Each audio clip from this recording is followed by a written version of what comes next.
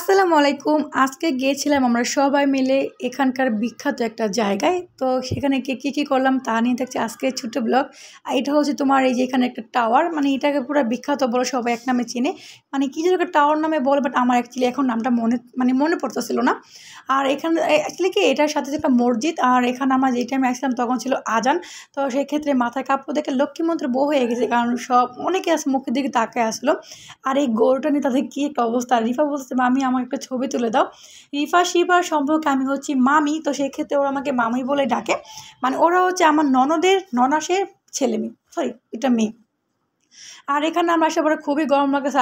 আমি কিন্তু আজকে যে শাড়িটা পরছি এই শাড়ি পরার প্ল্যান করে আসলাম, বাট প্রথম দিন আমার ননদের শাড়িটা পরছি, আজকে হচ্ছে আমার নিজের শাড়িটা পরছি।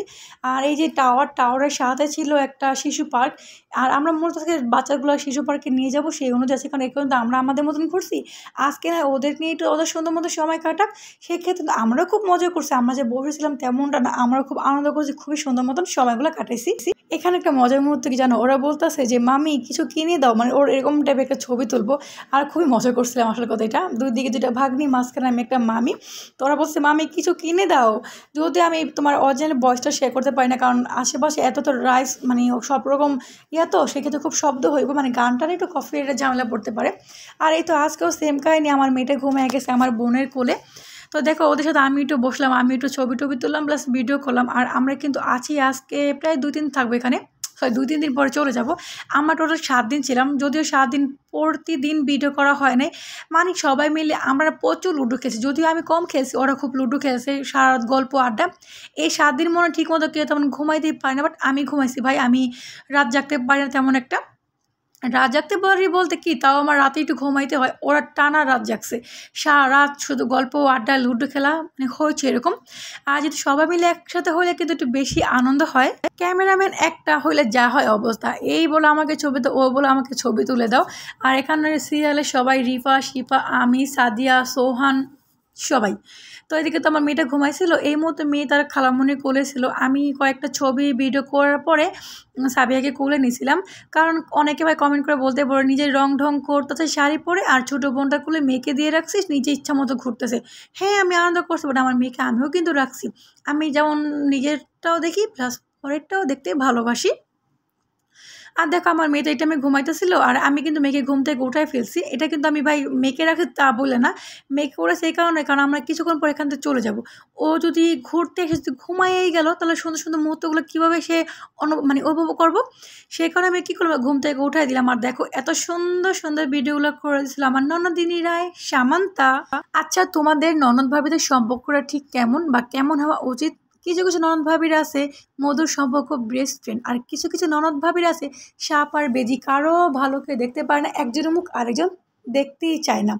আর দেখো এদিকে তো আমি শাড়ি পরছিলাম, আর এই ভিডিওগুলো ছিল মূলত রিলসের ভিডিও, মানে এখানে কয়েকটা রিলস করছিলাম।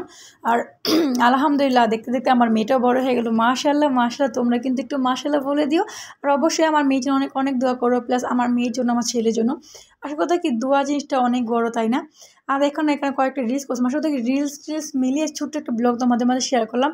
আর বরিশাল দ্বিতীয়বারের মতো শাড়ি পরছি, আর আমি এই শাড়িটা পরার জন্য কিন্তু নিয়েছিলাম, বাট ফার্স্টের দিন এই শাড়িটা পরা হয় নাই। আর এই তো বলতে বলতে প্রায় সন্ধ্যা হয়ে গেছে। সন্ধ্যার পরে এখনও তো সবাই মিলে যাচ্ছি একটু ঘোরাফেরা আনন্দ, এই তো জীবনে আর কি লাগে বলো।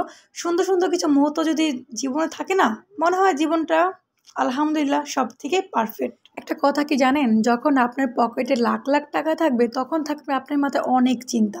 সেই চিন্তা থেকে আমার মনে হয় লাখ লাখ টাকা দরকার নেই, অল্প কিছু টাকা হলেই নিজের লাইফটা অনুভব করা যায়, খুব সুন্দর মতো সময়টা কাটানো যায়। একটা কথা আছে না, মেয়েদের মানে আছে না 25 বছরের মেয়েদের ওষুধের প্রয়োজন হয়, 25 বছরের মেয়েদের প্রয়োজন হয় শাড়ি গয়না। আর সেই শাড়ি গয়না চিন্তা করতে করতে মেয়েদের যখন 60 বছর হয় তখন সবাই বলে এখন তুমি তো আলহামদুলিল্লাহ ভালো আছো। কিন্তু ওই 60 বছর কি মেয়েদের শাড়ি গয়নার প্রয়োজন হয়? তখন 60 বছর বয়সে মেয়েদের দরকার হয় ওষুধের।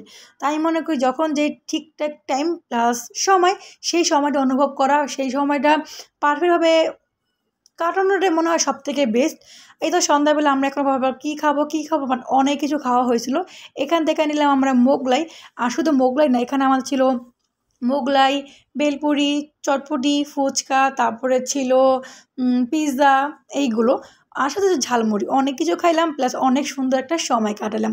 আলহামদুলিল্লাহ, জীবনে সব কিছুর জন্য আলহামদুলিল্লাহ। আমার মনে হয় তুমি যেভাবে থাকো না কেন, যদি আল্লাহর কাছে শুকরিয়া রাখো, আল্লাহর কাছে শুকরিয়া প্রকাশ করো, আল্লাহ তোমাকে আর তা থেকে দ্বিগুণ দিবে।